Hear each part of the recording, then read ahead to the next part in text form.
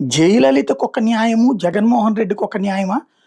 ప్రభుత్వమే ఇన్వాల్వ్ కావాలి అంటున్నారు.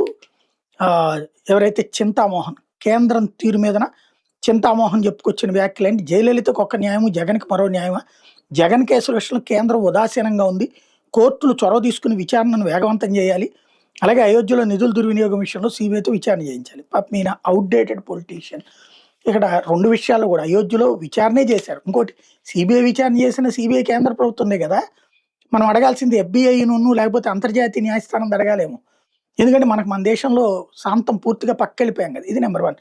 రెండోదొచ్చేటప్పటికి జగన్ కేసులలో జయలలిత కూడా తన కేసుల మీదన కొట్టేయమని పలు దఫాలు కోర్టులకెళ్ళి, ఆ తర్వాత కోర్టులు కొట్టేయడానికి కుదరదన్నాకనే విచారణ ఎదుర్కొంది.